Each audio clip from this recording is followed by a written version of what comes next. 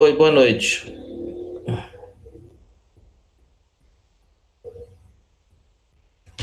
Agora sim? Então vamos lá. Boa noite a todos. Iniciamos nosso webinário da disciplina de Fundamentos de Administração Financeira. Meu nome é Rodrigo Emiliano, professor formador dessa disciplina e acompanhei vocês durante esta oferta. Estará comigo nessa discussão a professora Luciene, do Polo Avançado de Pirapora. Fiz a gravação de um vídeo com explicações do nosso caderno didático e de dúvidas que surgiram durante a disciplina. Incluí também a correção dos fóruns 1 e 2 e da avaliatória, que solicitava a vocês que criassem um simples plano de carreira, pensando em sua vida profissional futura. Peço que assistam ao vídeo com muita atenção e digitem suas dúvidas no chat pelo YouTube. Prometo responder a todas, mesmo com o fim do webinário. Aproveitem esta aula especial e tenham uma boa noite.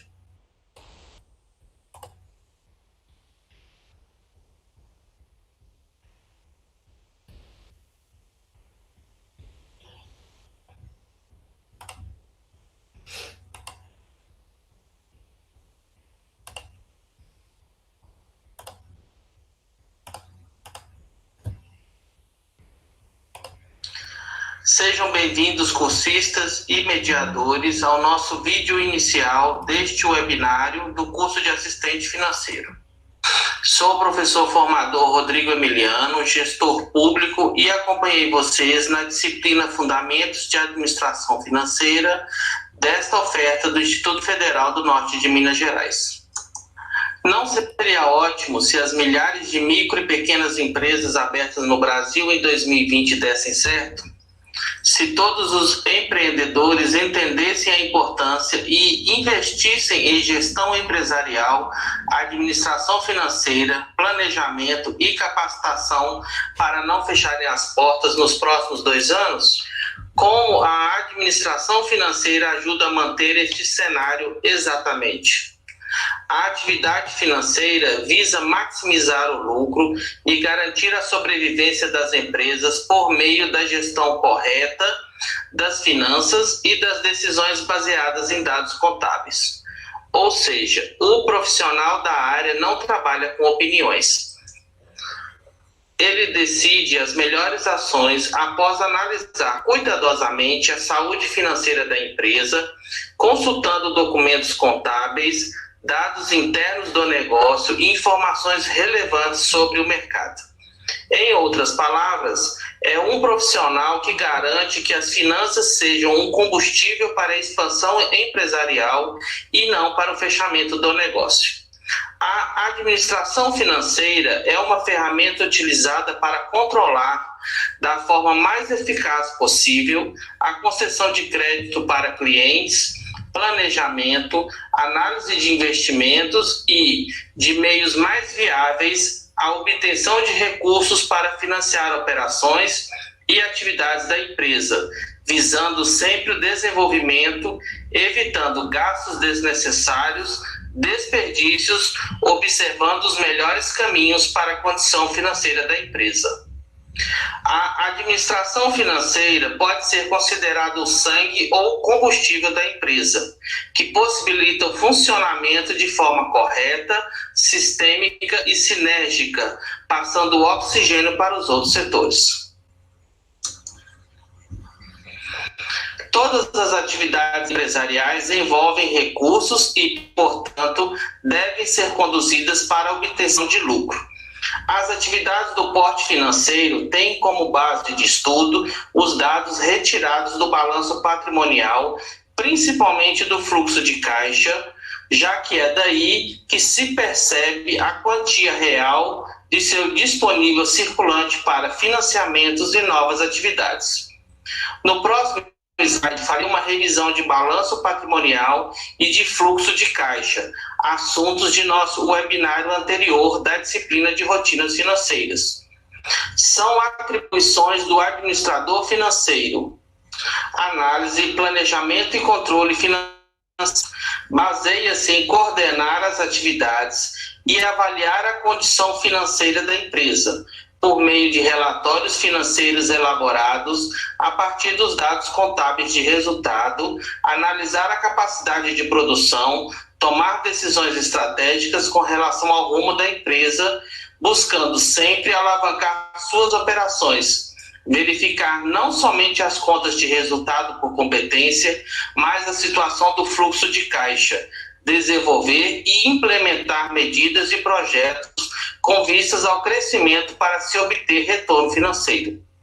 Tomada de decisões de investimento. Consiste na decisão da aplicação dos recursos financeiros em ativos correntes e não correntes. O administrador financeiro estuda a situação na busca de níveis desejáveis de ativos, determina quais ativos devem ser adquiridos e quando os mesmos devem ser substituídos ou liquidados. Observa e decide quando investir, como e quanto e se valerá a pena adquirir um bem ou direito. E sempre evita desperdícios e gastos desnecessários ou de riscos irremediáveis e até mesmo a imobilização dos recursos correntes. Na tomada de decisões de investimento, diz respeito à captação de recursos diversos para o financiamento dos ativos correntes e não correntes, no que tange às atividades e operações da empresa. O administrador financeiro pesquisa fontes de financiamentos confiáveis e viáveis, com ênfase no equilíbrio entre juros, benefícios e formas de pagamento. É bem verdade que muitas dessas decisões são feitas ante a necessidade, a fim de se ter segurança e respaldo para decisões como essas. Revisando o nosso primeiro termo, vamos ao fluxo de caixa. O fluxo de caixa é uma ferramenta de controle financeiro. Por meio dela, podemos visualizar todas as entradas e saídas, tendo uma visão completa do dinheiro. O fluxo de caixa não é o que a empresa tem no caixa, não se confunda assim. O fluxo de caixa é a noção exata do que a empresa está gastando ou ganhando em cada área de atuação.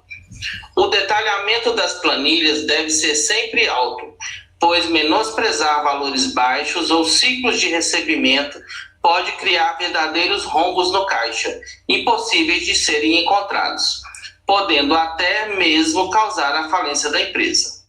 Alguns pontos importantes para os administradores. Elabore um modelo de organização dos dados financeiros. Crie categorias das receitas, despesas e dos custos da empresa. Elabore uma demonstração do fluxo de caixa. Contemple as atividades operacionais, os investimentos, entradas e saídas. Promova, com a análise do fluxo de caixa, a redução de custos da empresa. Olhe para a imagem que ilustra esse slide. A água que entra no fluxo acaba esvaindo-se pelos buracos na caixa, que são as despesas, salários e as contas. Uma boa análise do fluxo de caixa resulta no corte de despesas e a uma condição financeira mais sólida do ponto de vista das despesas. Reserve recursos para determinados períodos de dificuldades quando as receitas caem. Compare e concilie seus dados internos com os dados da sua conta bancária. Programas de computador atualmente fazem isso de forma muito simples. Controle os recebimentos e pagamentos parcelados. Este controle deve ser rígido. O fluxo de caixa deve estar ajustado para que sua empresa consiga suportar pagamentos a médio e a longo prazo. Caso contrário, se tornará um mau negócio esperar pagamentos futuros. E lembre-se que seus parceiros e clientes especiais devem ter tratamento diferenciado. Oferecer condição especial de pagamento aos maiores volumes de compras compensa o investimento de ter os descontos oferecidos.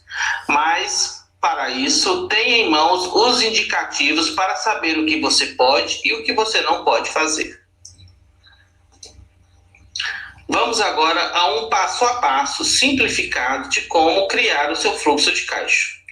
O primeiro passo é registrar as suas movimentações financeiras. Todos os valores recebidos e gastos pela empresa devem ser anotados.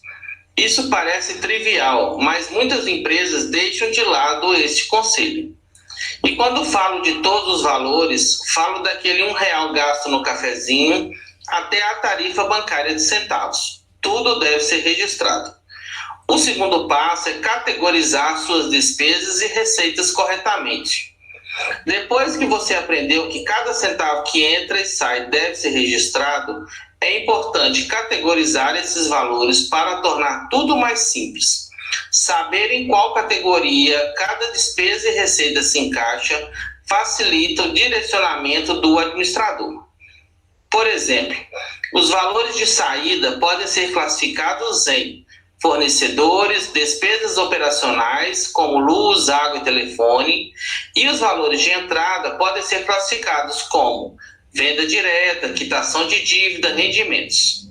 Uma observação quanto a este passo. Vale lembrar que não existe fórmula exata para categorização de receitas e despesas. Cada empresa tem as suas necessidades específicas e, por essa razão, não há um modelo perfeito nesse sentido. Mas tenha em mente o seguinte pensamento: quanto mais detalhado for o registro, mais fácil será a análise dos dados. E depois de anotar e categorizar, a criação do fluxo de caixa permite que o gestor planeje e faça suas projeções com relação aos seus gastos e recebimentos. Esta análise, como já foi dita, é importante para que a empresa possa se preparar para meses mais rentáveis e meses menos rentáveis, sem comprometer a saúde financeira da empresa. Finalizando a revisão do fluxo de caixa, gostaria de assistir com vocês um pequeno vídeo do Sebrae Minas sobre o nosso tema. O fluxo de caixa é uma ferramenta simples que apresenta as entradas e saídas de dinheiro de um negócio. Com ele, é possível propor estratégias para os prazos de pagamentos e recebimentos e avaliar se a empresa terá recursos para pagar seus compromissos nas datas certas. Os 4 itens principais de um fluxo de caixa são: saldo inicial, que é a quantia disponível no início do período; as receitas ou entradas, ou seja, o dinheiro recebido com a venda de produtos e serviços, empréstimos, etc. As despesas ou saídas, isto é, o dinheiro gasto com compras, salários, parcelas de financiamento, etc. E o saldo de caixa final, que é o dinheiro disponível no fim do período, ou seja, a diferença entre as saídas e o saldo inicial somado às entradas. O fluxo de caixa pode ser semanal, quinzenal ou mensal e deve ser atualizado sempre. E agora, conhecendo suas partes, como montar um fluxo de caixa? Para construir o fluxo de caixa, elabore uma planilha e separe as receitas e gastos em grupos, criando uma espécie de plano de contas. Na planilha, inclua as previsões de receitas e gastos, inclusive os parcelados. E cuide para que os recebimentos e pagamentos sejam lançados nos meses em que serão realizados. Registre todas as despesas fixas, por exemplo, aluguel e salários. Calcule os custos variáveis, como impostos, matérias-primas, mercadorias e comissões, que são proporcionais às vendas ou à produção, com base na previsão de vendas. Finalmente, apure a diferença entre os recebimentos e os pagamentos para ter a previsão do saldo de caixa. Mas e se o fluxo de caixa ficar negativo? Reduza o excesso de vendas a prazo e com prazos longos, e também atrasos ou inadimplência dos clientes. Busque o equilíbrio entre preços e custos. Renegocie com os fornecedores e evite comprar sem critério. Crie produtos ou serviços que reduzam a sazonalidade que ocorre, por exemplo, em decorrência de datas comemorativas ou do clima. Diminua os estoques através de promoções e venda equipamentos ociosos. Antecipe as receitas oferecendo descontos para pagamentos à vista ou pedindo uma entrada. Busque empréstimos de longo prazo com taxas e juros menores. Havendo previsão de saldo positivo, avalie se é possível investir no negócio, aumentar os prazos das vendas, distribuir lucros ou aplicar as sobras no mercado financeiro. O fluxo de caixa, além de controlar receitas e gastos, também sinaliza o quanto de capital de giro a empresa vai precisar. O capital de giro é o volume de recursos financeiros necessários para o funcionamento da empresa e inclui dinheiro em caixa e bancos, aplicações financeiras em curto prazo, estoques de matérias-primas produtos acabados e mercadorias que se transformam em dinheiro após a venda. Contas a receber que estarão disponíveis quando os clientes pagarem as vendas a prazo. Para diminuir a necessidade de capital de giro, evite compras à vista, negocie prazos e pague fornecedores em dia para não incorrer em multas e juros. Determine valores mínimos e máximos para as vendas a prazo. Não conceda prazos muito longos e selecione para qual cliente conceder crédito. Mantenha um sistema de cobrança eficiente. Ajuste o estoque ao giro dos produtos, mantendo o nível mínimo necessário para não empatar o dinheiro, mas ao mesmo tempo evitando perda de vendas por falta do produto. Controle as retiradas dos sócios e faça previsões para gastos como férias, 13º salário, IPVA, seguros, etc. O orçamento empresarial é outra ferramenta de gestão que, se combinado ao fluxo de caixa, possibilita estabelecer metas e avaliar o desempenho do negócio. Envolve as atividades de vendas, produção, compras, estoques e o administrativo, e é a partir dele que a empresa prevê os recursos de que irá precisar. O planejamento orçamentário deve ser anual, com revisões trimestrais para ajuste de rota. Para elaborar o orçamento, levante e traduza as receitas e despesas em números. Com os dados em mãos, analise onde é possível cortar gastos, priorizar investimentos e ajustar as metas de vendas. Depois, coloque em prática e acompanhe os resultados. Lembre-se que organizar as finanças é um passo importante para o crescimento da empresa. Bom, o balanço patrimonial, outro tema que nós vamos revisar, já que foi trabalhado mesmo no nosso webinário de rotinas financeiras, é um relatório contábil que tem por objetivo avaliar a situação patrimonial e financeira de um negócio em um determinado período de tempo, geralmente em 12 meses. Sem esse registro, não há maneira de saber se a empresa está indo bem ou não. Diferente de outros relatórios que fazem parte da área financeira da empresa, o balanço patrimonial procura visualizar a empresa e seus bens como um todo. Para a administração financeira, o balanço patrimonial é um dos documentos mais importantes. Representado pela sigla BP, ou também chamado de balanço contábil, o balanço patrimonial é a principal demonstração financeira de uma empresa. Este registro apresenta todos os bens, investimentos e fontes de recurso. É uma análise sincera da saúde financeira do seu negócio, detectando se ele está no momento ideal para inovar e investir, ou pisar no freio e cortar gastos. O BP é como uma grande foto da área financeira do seu negócio em um determinado momento. É o que você precisa para analisar o comportamento do dinheiro em sua empresa e entender o que ela precisa naquele momento. A principal missão do balanço patrimonial é entender de onde vem e para onde vão os recursos financeiros recebidos pela empresa. Assim, o gestor pode tomar decisões em que torne esta movimentação cada vez mais benéfica ao crescimento do negócio. O balanço patrimonial, como o nome sugere, é uma espécie de balança. De um lado, os bens e direitos da empresa e de outro, as obrigações. E tal qual uma balança, o equilíbrio é o resultado da visão patrimonial. Isso significa que o total de ativos será sempre igual ao total de passivos. Encerrando a revisão destes dois termos, gostaria de passar para vocês uma pequena animação sobre o balanço patrimonial, vídeo também disponível no YouTube. O balanço patrimonial é um documento contábil exigido pela lei que demonstra a saúde financeira e econômica da empresa. Dentro dele, há uma separação entre ativo, passivo e patrimônio líquido. O ativo é composto por bens e direitos da empresa em uma determinada data, como dinheiros, imóveis e escritório. Já o passivo é a posição das obrigações com terceiros, como salários, tributos, mútuo conversível, entre outros. E o patrimônio líquido representa o valor do capital social, lucros e prejuízos acumulados do exercício. Também é utilizado para analisar quanto uma empresa vale. O ativo se divide em circulante e não circulante. O ativo circulante são os direitos de curto prazo disponíveis para a empresa utilizar a qualquer momento. E o ativo não circulante são os bens e direitos de difícil realização no curto prazo. Observe alguns exemplos. O dinheiro em espécie da empresa está no ativo circulante em caixa. O dinheiro no banco ou em aplicação está no ativo circulante em banco.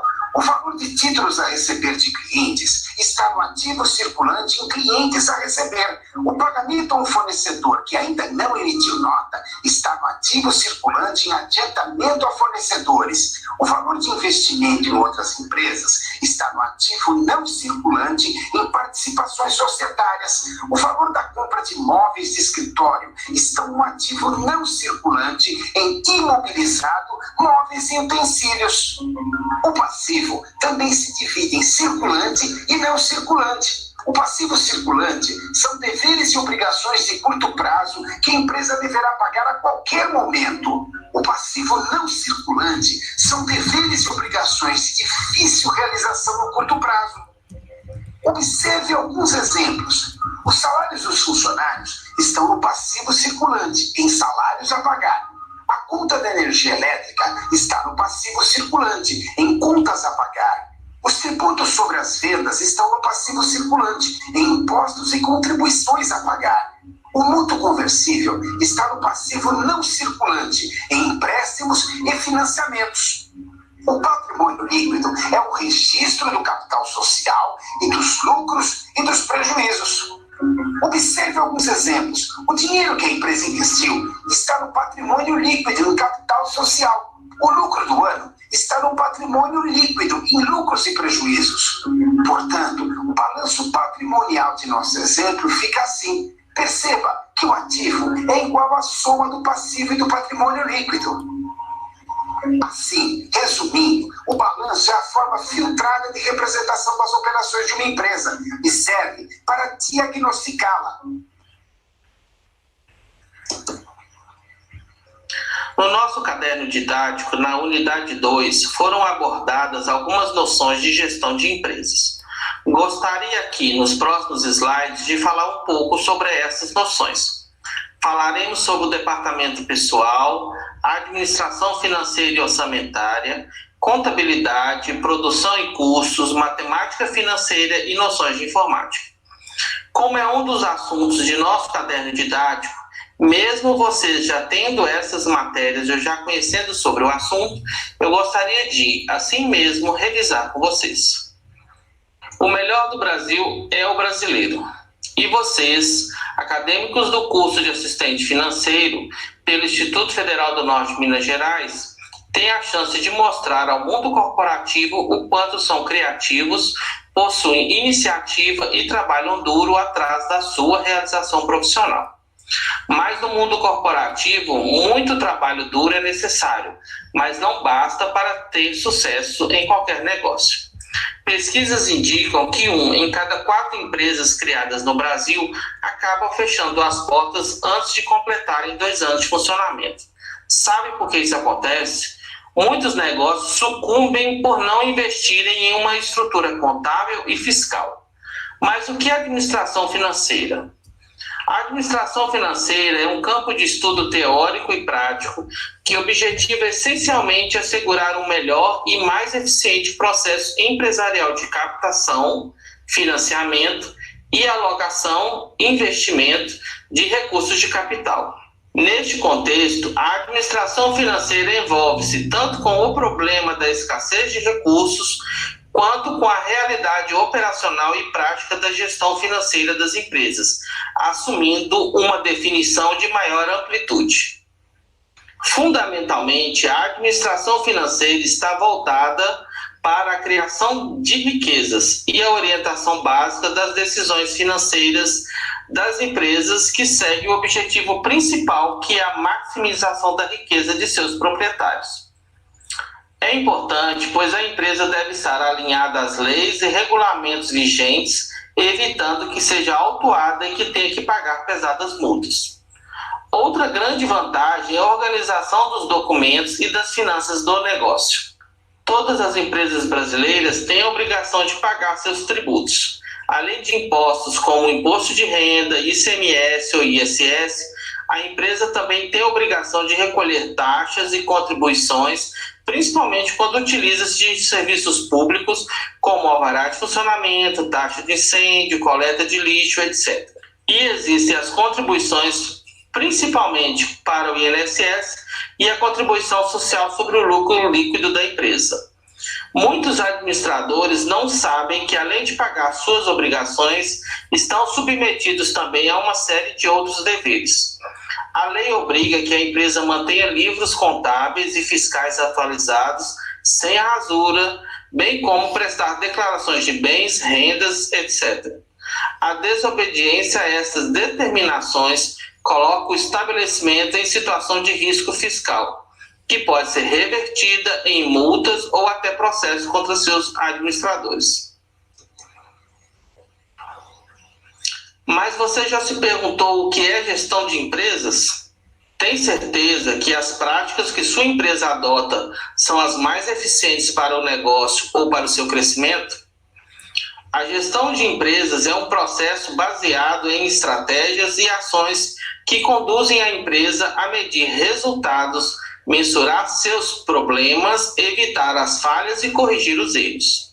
Em um mercado competitivo, as empresas que adotam um sistema de gestão de empresas garantem processos mais eficazes e conquistam melhores resultados. A maioria dos gestores sonham com um planejamento perfeito, mas não adotam este caminho para gerir seu negócio de maneira organizada. A gestão de empresas precisa considerar cada parte da empresa como aspecto ligado ao seu sucesso ou ao seu fracasso, e por isso estão intimamente ligados. Conhecer o departamento de pessoal, saber como se procede a administração financeira e orçamentária, conhecer os princípios contábeis, como calculamos os processos de produção e custos, as noções básicas da matemática financeira e uma pincelada de informática acaba por dar ao gestor uma visão ampla do seu negócio, sabendo lidar com as dificuldades e potencializando os resultados, aumentando o desempenho de seus colaboradores. O departamento de pessoal está ligado à unidade de execução vinculada ao departamento de recursos humanos, o famoso RH. É o setor da empresa que faz a gestão dos funcionários, gerencia folha de pagamento, férias, benefícios, atestados e marcação de ponto. É encarregado também das questões burocráticas relacionadas aos colaboradores, garantindo a correta emissão e gerenciamento de documentos. É basicamente composta de 3 setores: admissão, compensação e desligamento. O setor de admissão cuida da entrada do funcionário na empresa, da legislação, documentação e critérios para admissão. O setor de compensação cuida do controle de frequência, pagamento dos salários, benefícios e do recolhimento dos impostos e obrigações legais. E, por fim, o setor de desligamento cuida do processo de saída do colaborador, quitação do contrato de trabalho, documentação, entre outros. Gerenciar uma empresa é um verdadeiro desafio. Fazer a gestão dos colaboradores, controlar o ponto, arquivar toda a documentação e garantir que todas as normas trabalhistas estejam sendo cumpridas não é fácil. E para cuidar disso, o departamento de pessoal coloca a mão na papelada. Como faz parte da estrutura organizacional da empresa, precisa ser gerido com precisão e seriedade. Não se pode negligenciar a legislação e empurrar com a barriga, ou o gestor e funcionário terão graves problemas jurídicos. Finalmente, é o setor que gerencia todo o quadro de pessoal, desde a admissão, passando pela remuneração, assiduidade, pontualidade até a demissão. Explora também a rotatividade, controle, entrada e saída de funcionários, faltas e a ausência dos colaboradores. No primeiro item, temos a observância à documentação. Quando o candidato é contratado, existe uma documentação que deve ser emitida e recebida, processamento dos contratos, controle de ponto. Isso é realizado desde a admissão até a rescisão. No número 2, o departamento de pessoal acompanha o cumprimento da jornada, horas extras, adicionais noturnos ou bancos de hora, por exemplo. Na terceira observação, temos a folha de pagamento.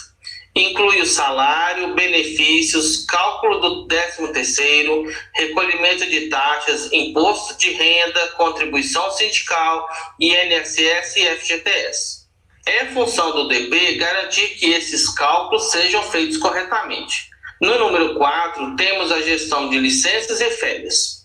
O DP realiza os registros necessários relativos às licenças, atestados, afastamentos e acidentes de trabalho, integrando-os ao pagamento ou ao contato com os órgãos públicos.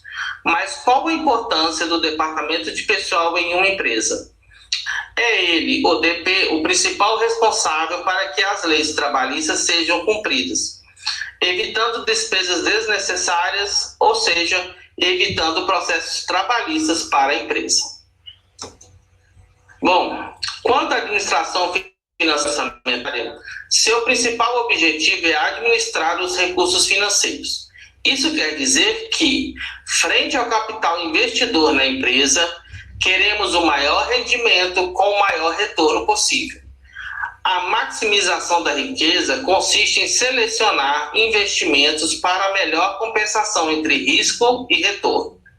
O colaborador que realiza o papel de administrador financeiro em uma empresa deve preocupar-se com 3 tipos básicos de questão: a análise, planejamento e controle, ou seja, coordenar, monitorar e avaliar as atividades da empresa, participando das decisões estratégicas. Decisões de financiamentos, ou seja, é decisão do administrador a captação de financiamentos que a empresa destinará para investimentos, seja a curto ou a longo prazo.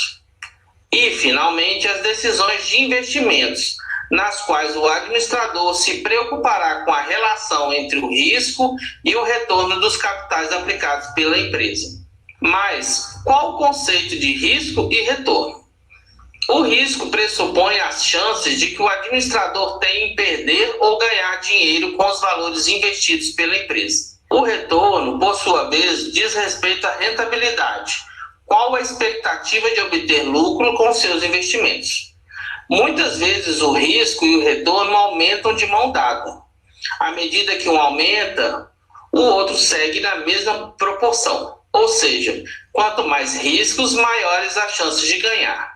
Mas o administrador financeiro deve sempre buscar o equilíbrio. Os investimentos não devem ser arriscados de forma deliberada, sem as devidas análises. No caderno didático, temos alguns conceitos importantes que eu gostaria de ponderar e explicar de maneira mais simples. O ciclo operacional é, resumidamente, o ciclo da matéria-prima, ou seja, inicia-se com a compra da matéria e termina quando a empresa recebe pela venda. A matéria-prima entra e sai.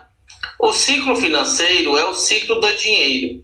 Inicia-se com o pagamento da matéria-prima e termina com o recebimento pela venda. Ou seja, o dinheiro sai para a aquisição de um insumo e entra quando o produto é vendido.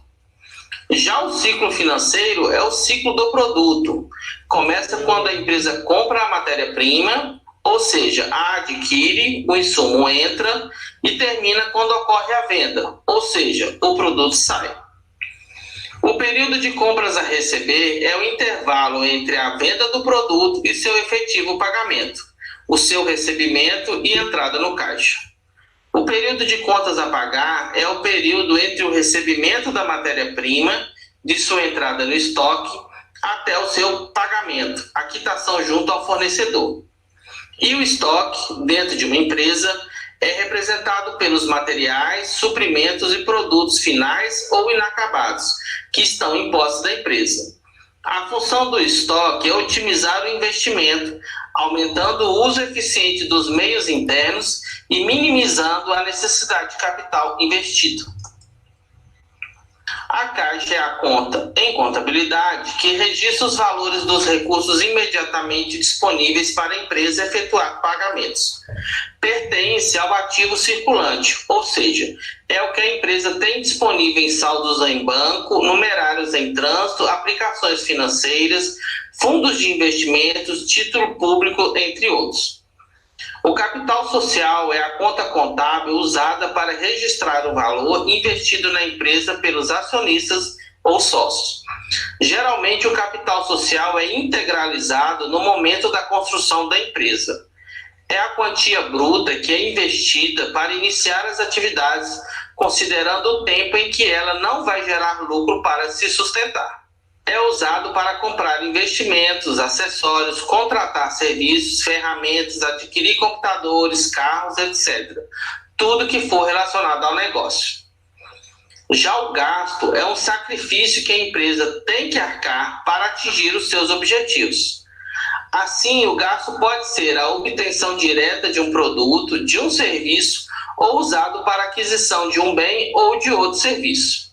São valores dispendidos com compras como mercadorias, matérias-primas, combustíveis, eletricidade, material de escritório, utensílios, ou com serviços como comunicações, seguros, rendas, aluguéis, honorários, entre outras categorias de gastos.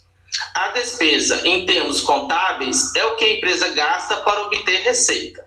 Não são despesas o que a empresa utiliza para a transformação ou produção dos bens ou produtos.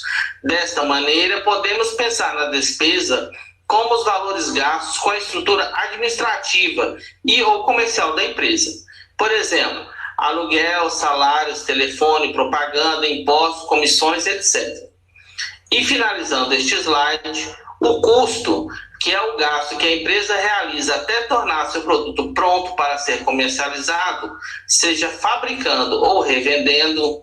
Como exemplos de custos, tem uma matéria-prima, energia consumida, água, mão de obra, etc. E encerrando a administração financeira e orçamentária, temos desembolso e índice de liquidez. Como desembolso, podemos entender como o pagamento do gasto. Por exemplo, quando uma empresa compra uma máquina no dia 1º, isto é um gasto, mas é quitado no dia 20. Assim, quando você paga a máquina, você faz um desembolso. E por índice de liquidez, entendemos a capacidade da empresa em pagar suas obrigações. É de grande importância para a administração e para a continuidade de uma empresa os seus índices de liquidez das dívidas e dos direitos a curto prazo. Bom, cursista, agora falaremos um pouco sobre a contabilidade. A contabilidade é a ciência aplicada que estuda o patrimônio das entidades, seus fenômenos, suas variações, tanto no aspecto quantitativo quanto no qualitativo, registrando os fatos e atos de natureza econômico-financeira que o afetam e suas consequências na dinâmica financeira. Na aplicação da contabilidade, utilizamos as técnicas contábeis. Dentre as principais, é citado pelo caderno didático a escrituração, demonstração contábil, auditoria e análise. A escrituração é o ato de se fazer o registro cronológico dos fatos e atos, com base nos documentos e que sempre possa ser comprovado. As demonstrações contábeis consistem na apresentação dos registros efetuados de forma condensada, apresentando os resultados da empresa em um determinado período. A auditoria é a técnica que valida a exatidão dos registros, é a conferência dos documentos. E a análise faz a interpretação dos dados, garantindo que os administradores possam utilizá-los, já que muitas vezes a linguagem contábil não é facilmente entendida. Já o patrimônio é o conjunto dos bens, direitos e obrigações de uma pessoa física ou jurídica, uma empresa. Os bens e os direitos, chamados de ativo, referem-se a tudo aquilo que a empresa tem. Já as obrigações, chamado de passivo, é o que ela deve. Mas em contabilidade, os bens, direitos e as obrigações são somente aqueles que podem ser avaliados em moeda. Os bens podem ser classificados em móveis e imóveis, tangíveis e intangíveis. Os móveis são os que podem ser deslocados de um local para o outro, exemplos, veículos e máquinas. Os imóveis são aqueles que não poderão ser deslocados, por exemplo, os imóveis e os terrenos que a empresa possui. Os bens tangíveis podem ser tocados ou existem fisicamente, como o estoque e as máquinas, e os intangíveis não existem fisicamente, como as marcas, patentes e direitos autorais. Os direitos são os valores que a empresa tem a receber de terceiros que tenham vindo, por exemplo, de transações comerciais, vendas a prazo, aplicações, duplicatas, etc. E como já foi dito, as obrigações é o valor que se tem a pagar a terceiros, são os salários, financiamentos e duplicados. Provavelmente você também já tem ouvido falar em patrimônio líquido. Ele é calculado somando-se os bens e direitos e subtraindo-se as obrigações conforme mostro na fórmula. O patrimônio líquido é tudo aquilo que o empreendedor e seus acionistas possuem na empresa e que lhe é devido por esta pessoa jurídica aos seus proprietários. Ou seja, são os valores investidos pelos proprietários para que a empresa pudesse existir e seu retorno como investimento. Ou podemos dizer, resumidamente, que o patrimônio líquido é o ativo menos o passivo. Se o ativo for maior, temos uma situação líquida positiva. Se for igual, a situação é nula. Mas se o passivo for maior, temos uma situação líquida negativa. A teoria da produção, a teoria dos custos e a teoria dos rendimentos constituem um conceito criado por um economista britânico em 1937. Nesta teoria, as empresas produzem conforme a expectativa de demanda do mercado e a oferta é ajustada por aqueles que estão dispostos a consumir. Esta é a teoria da firma ou teoria de empresas. Como nosso foco é só a produção e os custos, vamos às explicações. A teoria da produção, como o próprio nome diz, permite a uma empresa determinar qual a quantidade ideal a ser produzida. Todos nós entendemos o quanto é danoso a uma empresa se ela produz mais do que é consumido, ou se ela produz menos, causando falta de produtos no mercado. Para se determinar as possibilidades técnicas de produção eficiente, sem desperdício, calculamos os fatores de produção fixos e variáveis.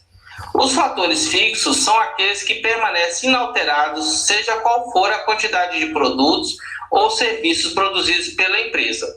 Podemos citar o aluguel, maquinário, que existe independente da quantidade ofertada. Já os valores variáveis mudam de acordo com a produção. Como exemplos temos a matéria-prima, mão de obra, insumos, água, luz, etc. Uma observação importante. O objetivo de toda empresa é a maximização da sua atividade produtiva, otimizando a produção, diminuindo os custos e, por consequência, aumentando os lucros. Então, minha última observação é essa. Para calcularmos o lucro total, LT, de uma empresa, devemos calcular o RT, receita total de vendas, e diminuir o CT, custo total de produção. A matemática financeira é a área da matemática que estuda a equivalência de capitais no tempo, ou seja, como se comporta o valor do dinheiro no decorrer do tempo. Sendo uma área aplicada à matemática, estuda as diversas operações ligadas ao dia a dia das pessoas.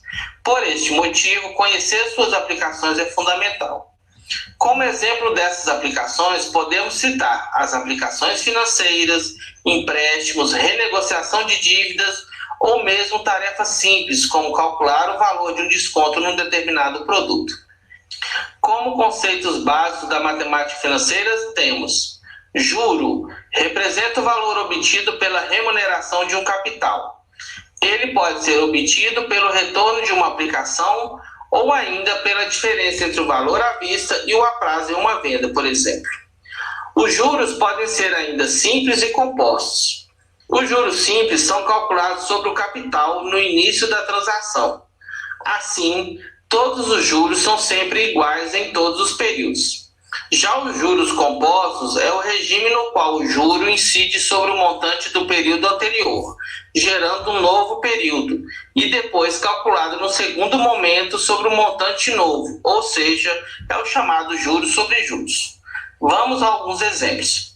Digamos que uma pessoa contraiu um empréstimo a juros simples de R$1.000 com taxa anual de 10% e pagaria o montante em 3 anos. Teríamos R$100 de juros ao ano, somando-se R$300 ao final dos 3 anos, e o valor a ser pago seria de R$1.300.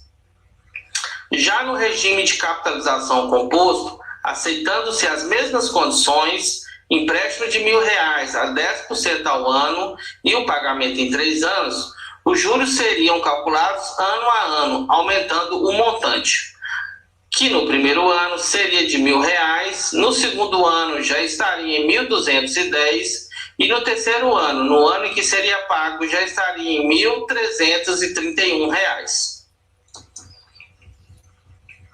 Mas vamos a outros conceitos. Capital representa o valor do dinheiro no momento atual. É o valor que pode ser investido, endividado ou emprestado. O montante é o valor futuro, ou seja, é o capital acrescido de juros. É dado pela fórmula simples, M é igual a C mais J. O desconto é o valor do abatimento de uma dívida que é paga antecipadamente. Ela pode ser dividida em desconto simples e composto. No desconto simples, os juros abatido é calculado sobre todo o montante. Já no composto, os juros é calculado sobre cada período, aumentando o desconto. A vida de uma empresa hoje depende muito da eficiência da informatização de seus processos. Todos os dias temos novidades e inovações que facilitam e auxiliam o dia a dia dos negócios. A informática está literalmente na palma de nossas mãos e a gestão de dados e de processos está cada vez mais simples por conta das facilidades oferecidas pela tecnologia. Por meio da informática foram quebradas as barreiras do espaço físico, expandindo o campo de atuação dos negócios. Assim, como existem centenas de ferramentas úteis aos negócios, conhecer as estruturas básicas relacionadas à informática nos coloca a par dos equipamentos que temos, nos torna melhores compradores e usuários. A primeira conceituação que devemos fazer é a de hardware e software. O hardware é a parte física, o corpo, a parte que você toca. Já o software é a parte intangível do computador, como se fosse a alma. É o que nos interliga e faz funcionar o hardware. São conceitos interligados, sem um não existiria o outro. Como hardware, posso citar a UCP, o monitor, mouse, fios e os cabos, teclados e impressoras. Como software, temos os programas operacionais, sistemas operacionais, aplicativos. Entre eles podemos citar o Windows, o Word, o Office, o Linux, entre outros. Podemos também subdividir o hardware em dispositivos de entrada e de saída. Os de entrada permitem que o usuário faça a inserção de dados no computador. Temos o teclado, mouse, scanner, mesas digitalizadoras, canetas, webcams, etc. Os dispositivos de saída devolverão ao usuário o resultado do processamento. Temos os monitores, impressora, caixa de som, projetores, fones de ouvido. E alguns dispositivos podem ser de entrada e de saída ao mesmo tempo. Por exemplo, os roteadores, CDs, DVDs, dispositivos de vídeo, tablets, gravadores de DVD, etc. A tecnologia e os dispositivos conectados à internet estão presentes por todos os lados, fazendo parte do nosso dia a dia. Das redes sociais ao e-mail, smartphones, programas que integram setores, pessoas, reuniões online, entre outros. Quanto mais conectada a estrutura, mais ela poderá ser alvo de ataques de cybercriminosos. Assim, é papel dos administradores e do setor de informática criar métodos e procedimentos que busquem identificar e eliminar as vulnerabilidades das informações e dos espaços físicos. Para pincelar um pouco de dicas sobre cibersegurança, gostaria de fazer algumas observações. A primeira e a mais importante: use software original. A economia de não se pagar por um programa original, como Windows, Office ou um antivírus, e optar por programas com crack, senhados ou liberados, abre brechas de sistemas em seu computador e em sua rede para acessos não autorizados. Segundo, faça atualização de seus programas. Programas atualizados possuem proteção para as mais recentes formas de ataque, além de terem passado por revisão e terem bugs e falhas de segurança corrigidas. Terceiro, monitore sua rede. Defina que aplicações e que programas poderão ser acessados a partir da sua rede. Mantenha seu firewall e seu antivírus ativo e atualizado. Com isso, você garante padronização no ambiente e que tudo executado na rede seja homologado pela empresa. Tenha cuidado com antivírus gratuitos. Eles são bons e perigosos para usuários domésticos, mas inaceitáveis em ambientes corporativos. Quarto, cuidado com as senhas. Crie senhas complexas para todos os serviços. Exija no mínimo 8 caracteres, misturando-se maiúsculas, minúsculas, caracteres especiais e números. Não importa o quanto seu sistema de segurança for avançado, eduque seus colaboradores. Quinta dica: controle o acesso aos seus computadores e principalmente aos seus servidores. Criminosos não podem, em hipótese alguma, terem acesso físico aos seus servidores. Eles devem estar trancados, geralmente dentro de um rack fechado com chave, em uma sala monitorada por câmeras. Não permita que estranhos acessem suas máquinas. E pode parecer estranho falarmos de backup quando o assunto é segurança, mas o backup, a cópia de segurança das informações dos sistemas de uma empresa, é sim importante se a empresa cria uma política de segurança. As tecnologias de backup evoluíram. Podemos atualmente realizar backup automaticamente e manter nossos arquivos em uma nuvem, garantindo a cópia, o teste e a restauração mais rapidamente, principalmente em caso de sequestro da rede e da exigência e cobrança de valores para que a rede seja devolvida, e principalmente os dados. Agora que entendemos os conceitos básicos, passamos por uma pequena revisão de alguns termos e pelo conteúdo do caderno didático, vamos a algumas explicações mais técnicas. O planejamento financeiro é um dos primeiros passos para que os gestores idealizem um negócio. Afinal, não dá para sobreviver sem dinheiro em caixa e a empresa precisa de fôlego para alcançar seus objetivos. Então, por onde vamos começar? Esta parte é o que iremos descobrir agora. Um planejamento financeiro é parte do plano de negócios de uma empresa.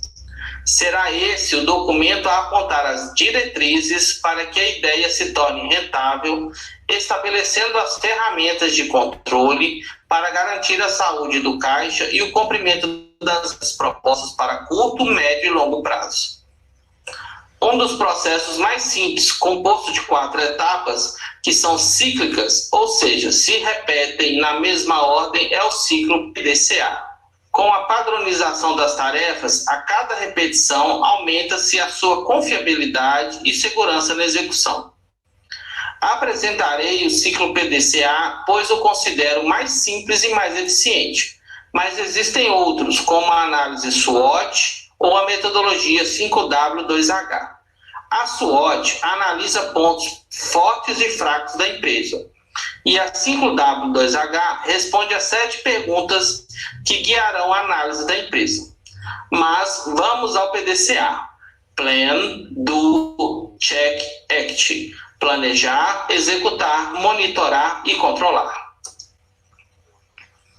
Como falei, o ciclo PDCA é composto de 4 etapas, identificada a partir da sua letra inicial em inglês. P de Plan, que significa planejar. D de Do, que significa fazer. C, Check, checar. E A de Action, que significa agir.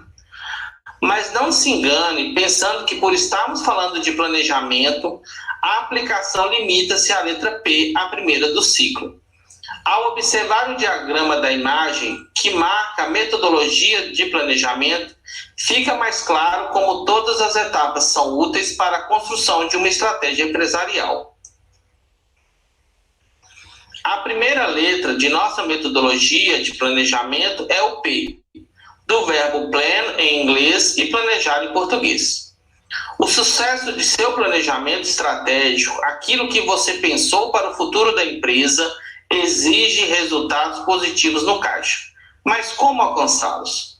A implantação de meios de controle financeiro é decisiva. Como assistente financeiro, você precisa auxiliar a empresa a determinadas tarefas na sua rotina, tais como realizar o fluxo de caixa, a conciliação bancária, pagar contas, verificar recebimentos e gerar relatórios. Se você não entende essas rotinas financeiras, por favor, assista ao webinário dessa disciplina, também de minha responsabilidade. O planejamento deixa o gestor preparado para lidar com cenários diversos, antecipando-se a imprevistos. Para ser mais claro, planejar em ambiente empresarial é encerrar o ano no azul, pagar as contas em dia, aumentar sempre o faturamento, dobrar o número de clientes, pensar em abrir filiais, lançar sempre novos produtos no mercado, elevar a participação da empresa no mercado e quitar empréstimos, evitando contratar novos. Nem sempre a administração financeira é um caminho fácil. É por isso que a etapa de execução, nosso dedo método, traduzido como fazer em português, começa pelo treinamento e qualificação. Se a empresa tem uma equipe financeira, deve envolvê-la no projeto e não abraçar tudo sozinho. Pois há ações. O controle de estoque, por exemplo, precisa obrigatoriamente conversar com a área de vendas para que nenhuma falha alcance o cliente. Conforme as melhorias forem implementadas aos processos internos, é essencial que o gestor observe como as ações e as pessoas responsáveis por elas se comportam. Você planejou ter lucro no mês? Faturou bem? Gastou mais do que o previsto? Este tipo de situação vai se repetir até que seus controles estejam bem ajustados, próximos da perfeição. É por isso que tudo precisa ser registrado. Refletir e enfrentar a causa é uma das características mais marcantes do ciclo PDCA. É nesta etapa que o gestor irá definir se mantém ou corrige o que foi planejado. A ordem no PDCA não é aguardar o encerramento da etapa anterior, mas começar a análise assim que os primeiros resultados práticos do seu planejamento financeiro apareceram, comparando entre o que foi previsto e o realizado. Se uma previsão de lucro se transformou em prejuízo, o que houve de errado? Perceba que encontrar a falha é imprescindível para contornar o problema. Olhe para tudo que foi feito até aqui em seu planejamento. Os resultados estão dentro do esperado? Nesta etapa, você encontra as respostas e, no próximo passo, as ações para afirmação ou correção de rumos. Nosso quarto passo. No que o agir do PDCA se diferencia do fazer. É nesta etapa que seu roteiro será aperfeiçoado, descobrindo efetivamente como fazer um planejamento financeiro de uma empresa para crescer de verdade. Você estabeleceu conquistar novos clientes, aumentar seu faturamento? Como tem se saído? Quais modificações seu plano precisa para se tornar mais eficaz? Alguns ajustes podem ser preventivos, tendo como objetivo evitar algum erro que possa comprometer a execução, ou podem promover mudanças corretivas, reparando falhas que já afetam os resultados. O exercício contínuo do ciclo PDCA para o planejamento financeiro permite que, a cada nova etapa desenvolvida, menos erros o empreendedor cometa e fique mais próximo de atingir as suas metas. Outro conceito importante é o planejamento orçamentário. Em contabilidade, o orçamento é a parte de um plano estratégico que compreende a previsão de receitas e despesas futuras para uma determinada administração em um determinado período de tempo. Em termos gerais, aplicamos o orçamento tanto no setor governamental quanto no setor privado, pessoa jurídica ou física. Em administração, o orçamento tem como objetivo identificar os componentes do planejamento financeiro com a utilização de um sistema orçamentário, entendido como um plano abrangendo todo o conjunto das operações anuais de uma empresa através da formalização do desempenho dessas funções administrativas gerais. O verbo orçar tem várias acepções. Pode ser concebido como avaliar, calcular, estimar, computar, fazer aproximação, equivaler, ombrear, etc. Pode ainda ser definido como esforço para chegar, atingir. Desta forma, o termo orçamento pode ser entendido como um conjunto de medidas que visam atender à execução de metas e objetivos fixados por políticas empresariais, que devem ser implementadas pela administração da empresa. O planejamento, implantação, acompanhamento e controle do orçamento é uma das tantas novas funções assumidas pelo setor contábil das empresas. Sendo uma expressão quantitativa de um plano de ação futuro da administração para um determinado período, o processo de orçamento é, também, um meio pelo qual a empresa pode viabilizar as decisões e estratégias oriundas do planejamento, através da estimativa de receita e de despesa. A relação entre o orçamento previsto e o realizado é a essência da gestão orçamentária nas empresas, e por isso erros não podem ser tolerados. Gerir o orçamento é um instrumento poderoso e a análise entre o orçamento previsto e o realizado é muito importante. O orçamento previsto é uma prévia das receitas e despesas que permite aos gestores analisar a viabilidade de projetos e tomar decisões pautadas em dados concretos, minimizando os erros. O orçamento realizado é a efetivação de tudo que foi orçado, ou seja, à medida que o tempo estimado para a conclusão de um processo vai passando, os valores são computados e relacionados às previsões. E você sabe o que é uma instituição financeira? Esse conceito é bastante importante para quem dará seus primeiros passos no universo dos investimentos. Acessar o mundo de aplicações está ao alcance de um número cada vez maior de pessoas. Consequentemente, diversas instituições tentam chamar a atenção dos clientes para os benefícios de acessar alternativas com maior rentabilidade, assim como também ter acesso a novos financiamentos e recursos. Essa intermediação entre o cliente e o mercado se dá por meio de uma instituição financeira. Para o consumidor comum, normalmente, instituição financeira é sinônimo de um banco comercial, aquele no qual normalmente se mantém uma conta corrente. O que poucos sabem é que o banco comercial é apenas um dos tipos de instituições financeiras que existem no mercado. Bancos de investimentos, financeiras, corretoras de valores, distribuidoras de valores mobiliários, bancos múltiplos e bancos diversos também são considerados instituições financeiras, apesar de muitos pensarem de ter a mesma função, contam com objetivos e funções diferenciadas. De forma geral, uma instituição financeira é aquela que faz o papel de intermediário entre o cliente e algum tipo de serviço no mercado financeiro, como a realização de algum investimento, empréstimo, financiamento, entre outros serviços. Entre as instituições supervisionadas pelo Banco Central do Brasil, encontram-se bancos de investimentos. Diferentemente dos bancos comerciais, os bancos de investimento captam recursos por meio de depósitos a prazo, como CDBs e LCIs. Os bancos comerciais é o tipo mais conhecido de instituição financeira. Eles podem ser privados ou públicos, quando o Estado é sócio majoritário. É por meio do banco comercial que grande parte da população tem acesso aos serviços bancários e realiza suas movimentações financeiras no dia a dia. Os bancos de desenvolvimento são instituições financeiras controladas pelos governos e têm por objetivo principal apoiar com recursos o financiamento de programas e projetos que promovam o desenvolvimento social e econômico da população. Em outras palavras, são bancos que apoiam projetos que promovam a geração de empregos e a redução da desigualdade.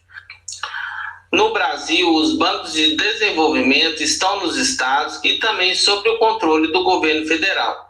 No caso, o Banco Nacional de Desenvolvimento Econômico e Social, o BNDES. Bancos múltiplos. Já os bancos múltiplos são instituições financeiras do setor privado ou público e têm atuação em diversos segmentos do mercado. Eles podem atuar como banco comercial, de investimento, no arrendamento mercantil e crédito, além de financiamentos e investimento. Por ser chamado de banco múltiplo, a instituição deve ter atuação em pelo menos 2 segmentos. E temos ainda no Brasil as financeiras, corretoras de valores, distribuidoras de títulos e valores mobiliários, cooperativas de crédito, instituições de microcrédito, companhias hipotecárias e a Caixa Econômica Federal, que é vinculada ao governo federal e libera recursos nas áreas habitacional, educação, assistência social, esportes e é responsável pelo recolhimento e aplicação dos recursos do FGTS, entre outros. E você sabe o que é uma aplicação financeira? Sabe investir de forma consciente? No primeiro momento, devemos ressaltar a importância de se manter sempre uma reserva financeira. Mas não basta alcançar um certo número de recursos e deixar o dinheiro parado. Assim como economizar parte do orçamento exige dedicação, escolher as melhores aplicações financeiras também demanda tempo, atenção e investimento. A boa notícia para o investidor é que existem muitas alternativas de aplicação financeira para auxiliar o interessado a alcançar os seus objetivos. Explicando tecnicamente, uma aplicação financeira, o interessado compra um ativo ou um título oferecido por uma instituição com o objetivo de obter uma remuneração para os recursos aplicados. Atualmente, existem inúmeros tipos de aplicação financeira, com variações no tipo de rendimento, vencimento e liquidez. As opções podem ser mais seguras, como, por exemplo, algumas modalidades de renda fixa, ou que visem maior rentabilidade e risco, como no mercado variável. Apesar de ser um assunto vasto e diariamente atualizado, gostaria de dar algumas pinceladas sobre investimentos. Espero que vocês gostem. O Tesouro Direto, criado há 15 anos, é um dos investimentos mais seguros do mercado. Quem garante a remuneração dos títulos é o Tesouro Nacional, o governo do país. Uma das grandes vantagens é o baixo risco para o investidor, além da facilidade de aplicação, uma vez que os títulos podem ser adquiridos por valores a partir de R$30. Assim como outras aplicações, os títulos podem ser pré-fixados, pós-fixados e híbridos. Os pré-fixados, também conhecidos como letras do Tesouro Nacional, têm fixado a sua remuneração no momento da contratação. Eles são recomendados para quem não precisará utilizar os recursos economizados no curto prazo. Os pós-fixados são conhecidos hoje como Tesouro Selic. Eles remuneram a partir da taxa básica de juros, a taxa Selic. É uma boa aplicação para quem busca baixo risco e retornos ligados ao motor básico da renda fixa. Já como híbridos, temos índices que remuneram pela inflação e pelo IPCA. São bastante interessantes a longo prazo para quem quer se blindar da inflação. Certificado de Depósito Bancário, o CDB. Outro tipo de aplicação muito popular entre as pessoas que visam investimentos. De baixo risco, apresentam rendimentos maiores que o da caderneta de poupança. O CDB tem remuneração variável de acordo com o banco escolhido. LCI e LCA. A letra de crédito imobiliário e a letra de crédito do agronegócio são títulos de renda fixa criados para apoiar o crédito imobiliário e o agronegócio no Brasil. Similares ao CDB, são emitidos pelos bancos para captar recursos para destinar a empréstimos e contam com isenção de imposto de renda para pessoas físicas. COI, Certificado de Operações Estruturadas. Saindo dos investimentos tradicionais em renda fixas, o COI pode ser uma alternativa ao investidor. Regulamentado em 2013, envolve renda fixa e variável. Existem duas formas de aplicação: com capital protegido, onde há garantia da devolução do valor inicial, ou com capital em risco, sem a garantia. Outro método de investir também é fazer aporte em um fundo de investimentos. Em palavras simples, um fundo de investimento reúne os valores destinados por diversas pessoas e que contratam um gestor que, a partir da aplicação do dinheiro em modalidades do mercado financeiro, busca uma maior remuneração. Cada investidor possui uma ou mais partes do fundo, chamada de cotas, que segue uma série de normas para obtenção da remuneração. E para quem almeja um retorno no longo prazo, com rentabilidade maior do que a caderneta de poupança, os planos de previdência privada são grandes opções. São duas modalidades de previdência privada: o Plano Gerador de Benefício Livre, PGBL, e a Vida Gerador de Benefício Livre, VGBL. Ambos são diferencial das demais aplicações em renda fixa por unir benefícios de um investimento financeiro com algumas vantagens fiscais asseguradas por lei para aplicações de longo prazo. O PGBL é indicado para quem tem renda tributável e declara imposto de renda. Já o FGBL é indicado para quem declara imposto de renda no formulário simplificado. Elas são recomendadas para investimentos a longo prazo, pois possuem tributação alta e não contam com liquidez diária. Nesta parte final da videoaula, gostaria de falar um pouco sobre as nossas atividades de avaliação. Tivemos 2 fóruns em momentos diferentes de disciplina e uma atividade avaliatória, além de algumas avaliações online. No fórum 1, eu questionei sobre a evasão fiscal e elisão fiscal. Poderíamos ainda ter incluído o termo elusão fiscal, mas ficou para a curiosidade de vocês, caso queiram pesquisar a palavra no Google.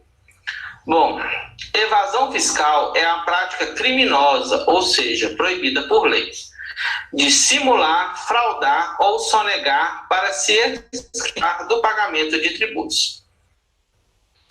Tal prática é considerada crime contra a ordem tributária e contra as leis de consumo, Lei 8.137 de 1990.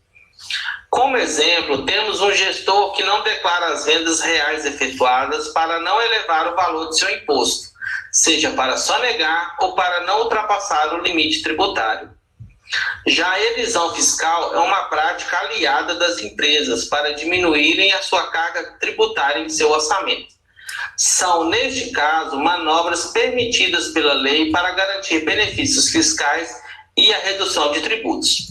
Por exemplo, empresas que mudam de endereço, de cidade, para recolherem menos ISS-QN ou de estado para pagarem menos ICMS. Outro exemplo clássico são empresas que, em acordo com a administração pública, se instalam em determinadas áreas que são concedidas isenções de tributos, descontos ou que aliviam sua carga tributária através de benefícios fiscais.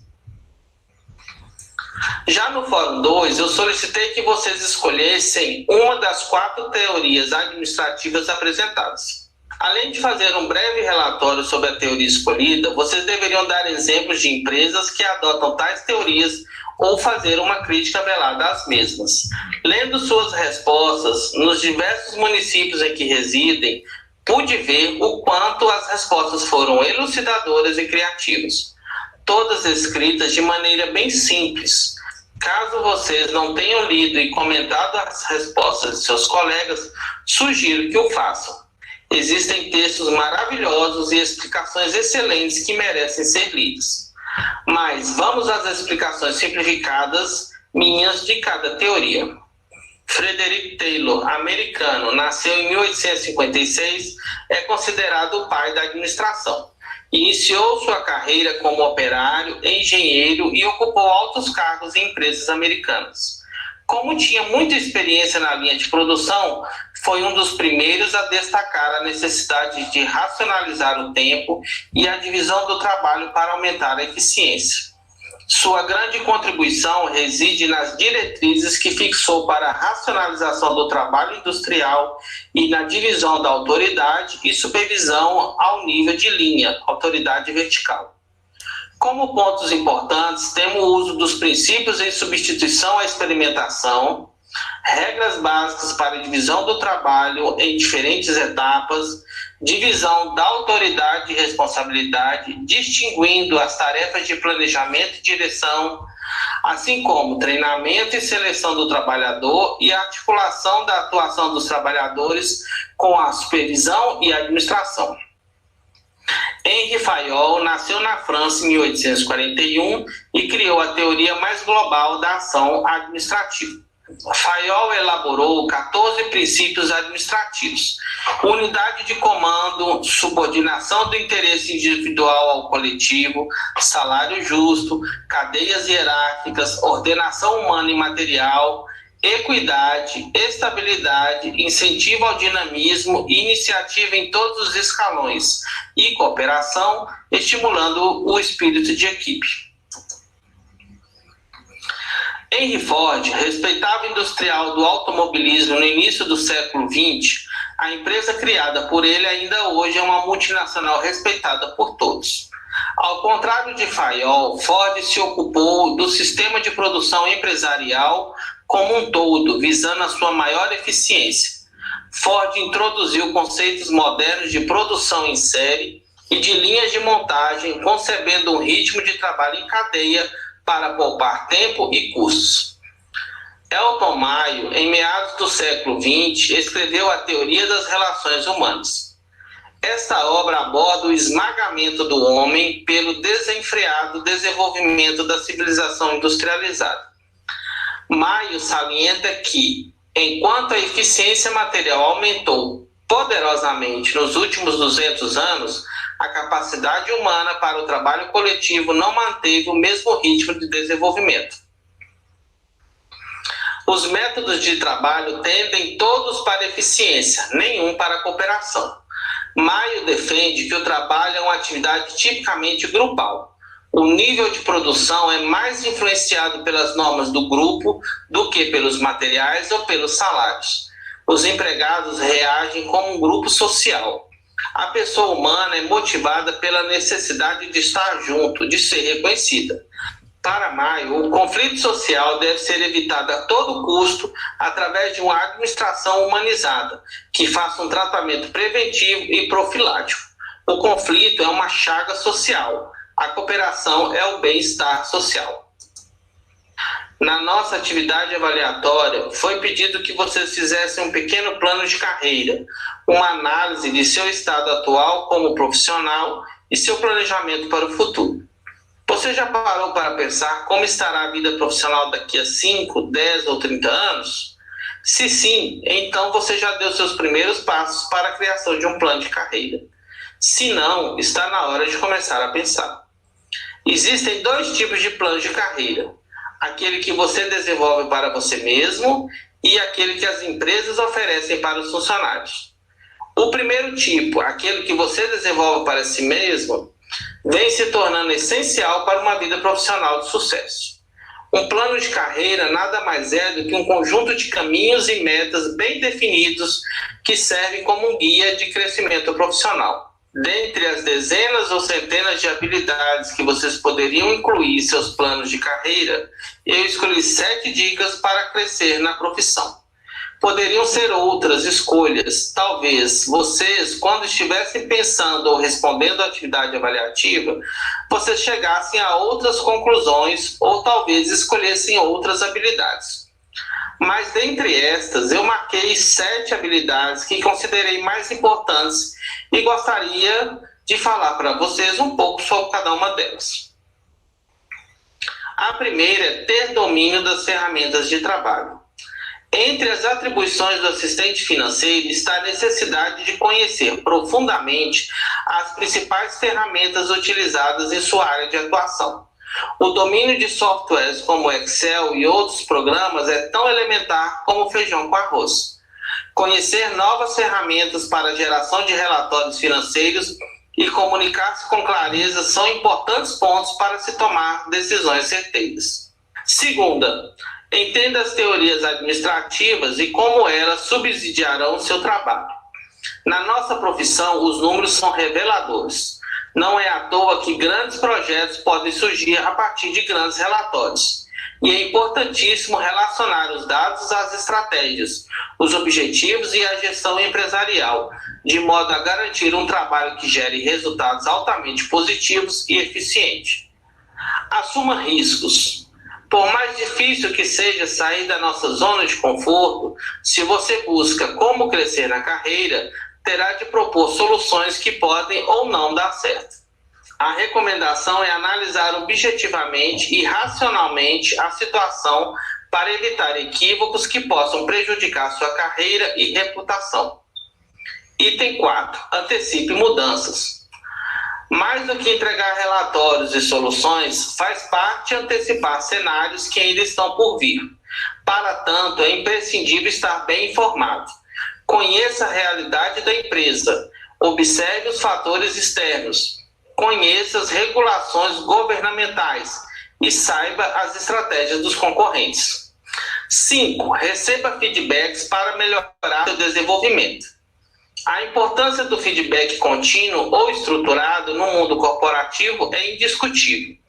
Além de corrigir possíveis falhas na execução de tarefas ou mesmo de postura e comportamento, ouvir o que um líder, um colega ou um cliente tem a dizer a respeito do seu trabalho é uma maneira importante para a busca de uma performance cada vez melhor. Uma das características inerentes ao profissional bem-sucedido é a necessidade incansável de aperfeiçoar seus métodos de trabalho para o alcance de excelentes resultados. Número 6. Fique de olho na reputação. Não se trata de se preocupar com o que as pessoas pensam sobre você. Tampouco acreditar que, para se dar bem, é preciso agradar a todos dentro do universo empresarial. Todavia, a percepção que as pessoas têm a seu respeito importa, especialmente se o seu objetivo é galgar posições na carreira. Por isso, é fundamental estar certo que você está sendo percebido da forma que realmente é. Um olhar equivocado acerca da sua imagem pode resultar em oportunidades perdidas. Portanto, tenha cuidado com a sua reputação profissional. Item 7 e último da minha seleção de habilidades. Tenha domínio de um segundo idioma. Sou graduado também em língua inglesa e esta habilidade foi por mim escolhida a dedo. Se você trabalha em empresa nacional ou multinacional que faz negócio com diferentes países, sabe muito bem a importância de falar um segundo idioma. Investir no conhecimento de línguas pode, inclusive, ser considerado diferencial em determinadas companhias. O inglês é o idioma mais difundido internacionalmente e o mais importante para os brasileiros. Pela importância histórica e econômica dos países de língua inglesa, o idioma é utilizado no mundo dos negócios e em organizações internacionais. Já o espanhol é falado por quase todos os nossos vizinhos da América Latina. E é esse o grupo de países com quem mais desenvolvemos comércio. Saber falar espanhol abre oportunidade para negócios e empregos em mais de 20 países no mundo todo. A China é, já há quase 10 anos, o principal parceiro comercial do Brasil. Assim, aprender mandarim é um diferencial competitivo de poucos, já que o nível de inglês na China não é elevado. Sobre o alemão, a Alemanha é o quarto mais importante parceiro comercial do Brasil e, por isso, consideramos o alemão como o quarto idioma mais importante. As oportunidades na zona do euro são muitas, com uma economia sólida e um país referência em tecnologia. Já o francês é o idioma oficial da França e de outros 30 países, principalmente os localizados na África. As multinacionais francesas estão espalhadas pelo mundo. Falar francês é um diferencial para o desenvolvimento de uma carreira de sucesso e abre acesso a muitos brasileiros que desejam morar no exterior. Logo, um assistente financeiro que busca crescer na carreira deve considerar aprender um ou mais idiomas estrangeiros, caso fale apenas o português. E encerrando esta aula especial, gostaria de passar um vídeo motivacional, de autoria de Davidson Pedrosa, disponível no seu canal do YouTube, com mais de 90 milhões de acessos, foi por mim usado como finalização de algumas aulas da saudade. O vídeo nos diz que sempre devemos retornar aos momentos de criança, quando o mundo está para ser descoberto, quando tudo é desconhecido, e perguntarmos a nós mesmos o que você quer ser quando crescer. Um abraço e muito obrigado.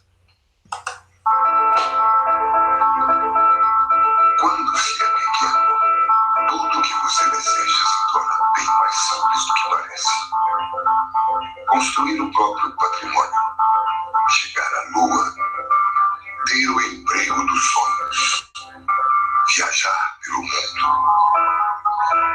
O engraçado é que você cresce e a maioria desses desejos permanecem com você por muito tempo.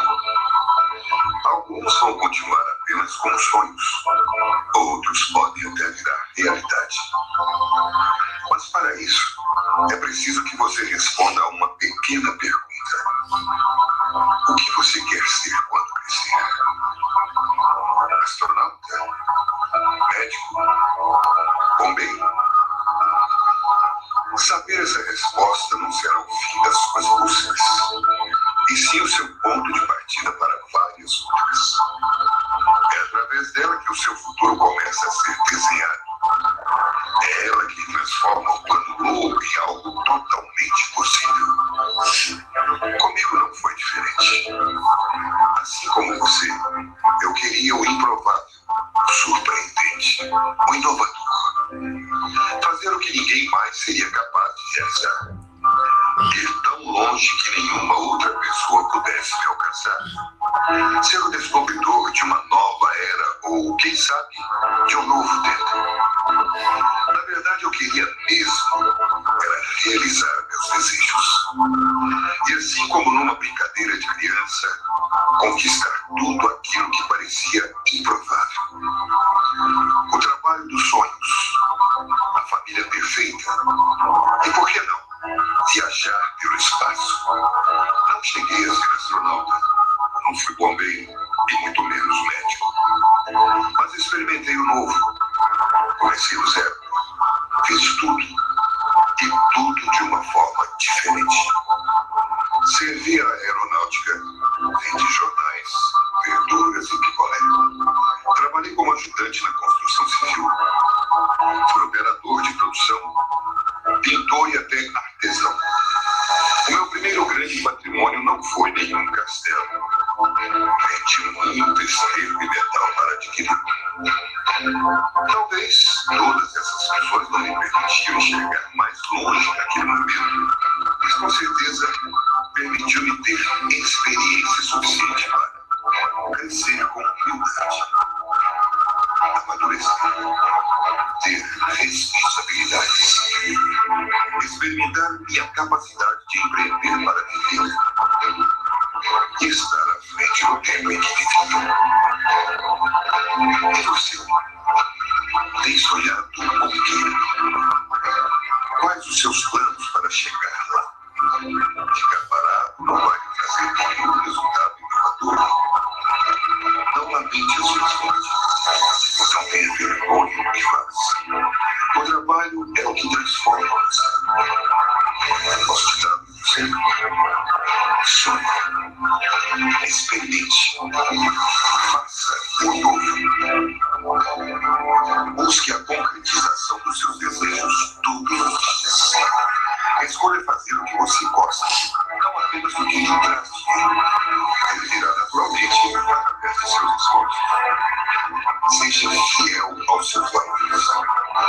Faça o amor e seja o melhor naquilo que faz. Lembre-se, ser o único responsável pelo seu destino. Coloque-se sempre em primeiro lugar. Ame o próximo na mesma proporção que si. Somos todos capazes de ser e fazer. Não deixe que façam por você. Erre. Erre de novo. E através do erro, ganhe experiência. Não seja tão duro com você mesmo. E quando tudo parecer difícil, volte a ser uma criança novamente, sem nenhum medo de responder àquela simples pergunta. você quer ser quando crescer? Não.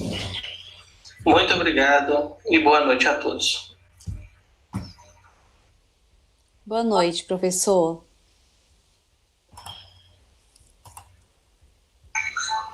Professor? Professor Rodrigo? Boa noite, Luciane, tudo bom? Boa noite, tudo jóia. Nós temos aqui algumas perguntas. Uhum. Tem aqui Pode passar para... Temos aqui a pergunta da Ana Rosa.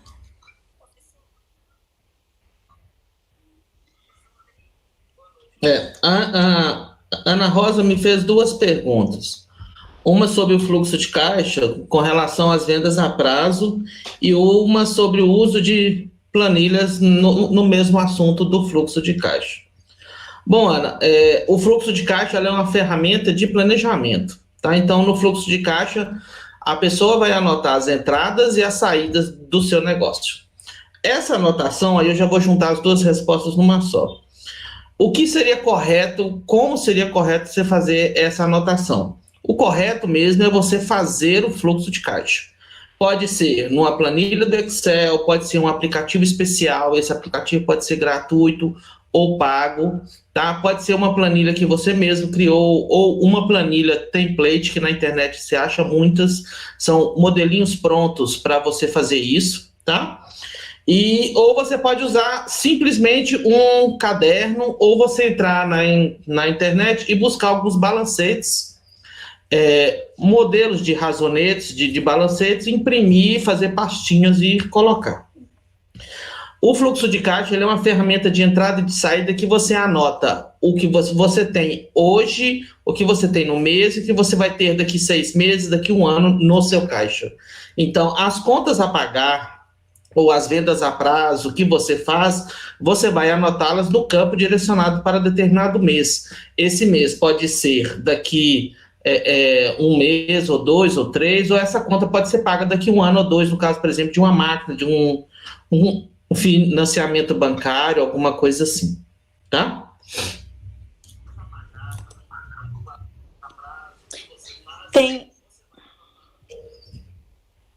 Luciane, você tem que desligar o áudio do seu YouTube, senão vai te atrapalhar. Ah, tá, joia.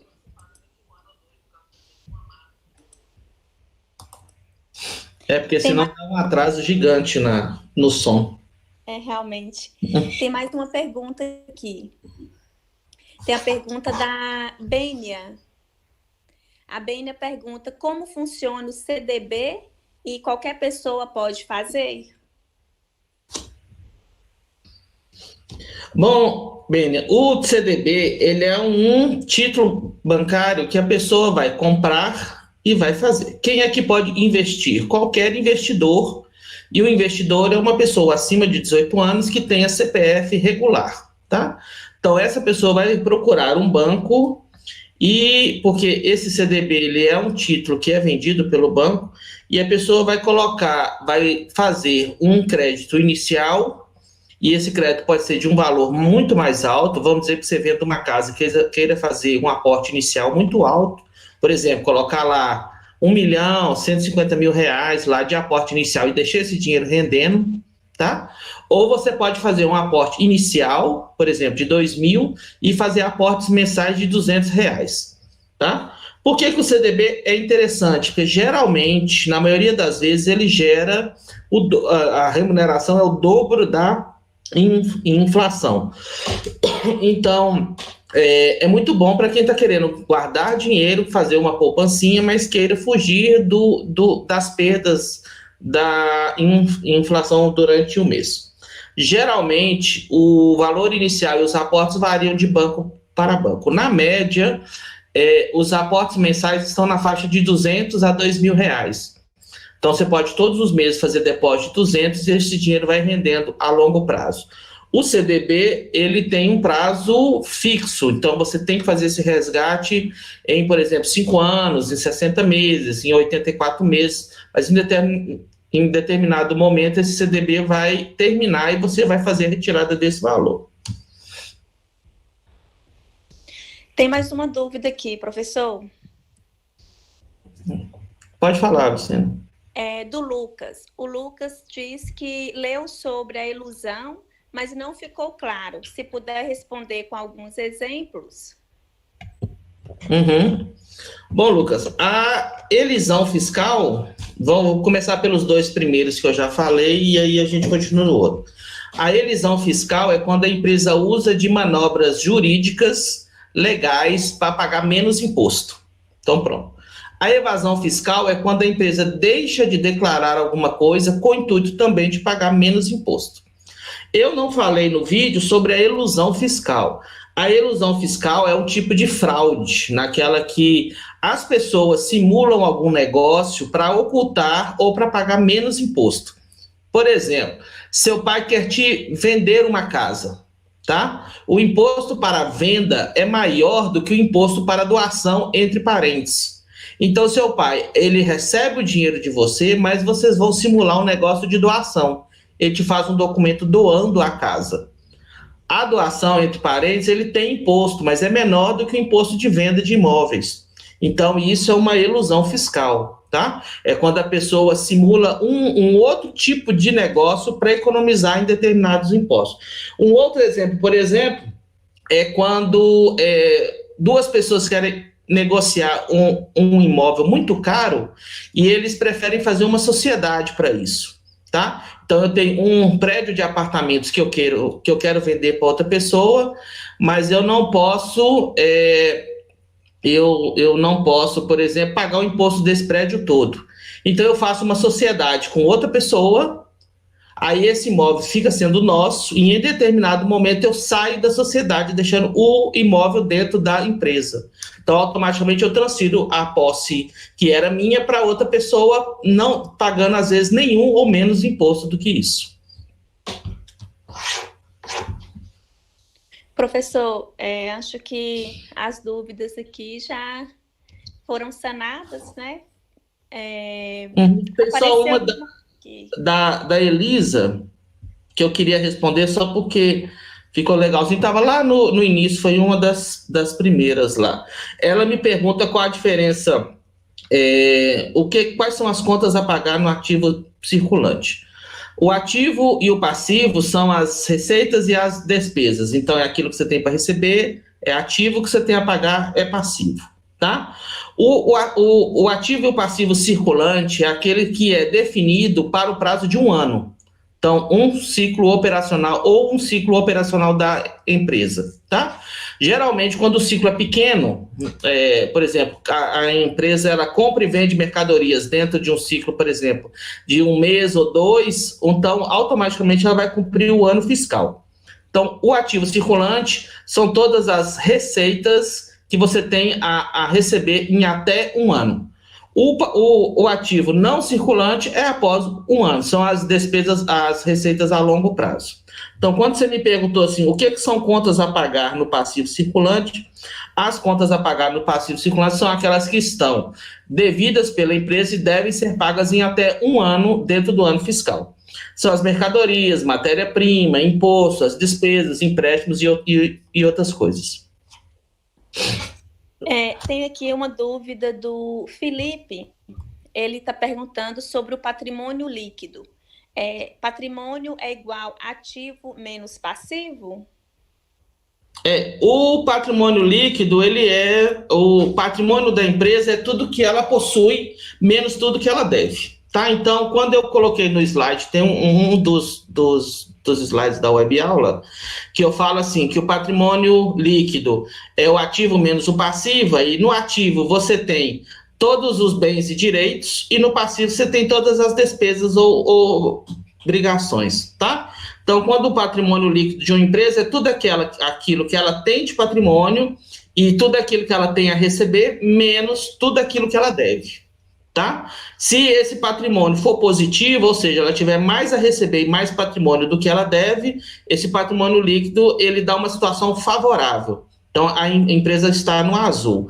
Ela pode ser nula quando eles são iguais e ela pode ser negativa quando a empresa deve mais do que ela tem de patrimônio. quando ela deve mais do que ela tem de patrimônio, a gente entra num estado de liquidez negativa, ou seja, que mesmo que ela feche, ela venda tudo que ela tem, ela não vai conseguir pagar todas as despesas que ela tem orçadas e que ela é devida nesse período. Tem aqui, é o Lucas, professor, ele está dizendo o seguinte: ao fim do webinário, se houver tempo hábil, gostaria que o professor fizesse uma breve análise econômica do país com possíveis previsões futuras. Bom, Lucas,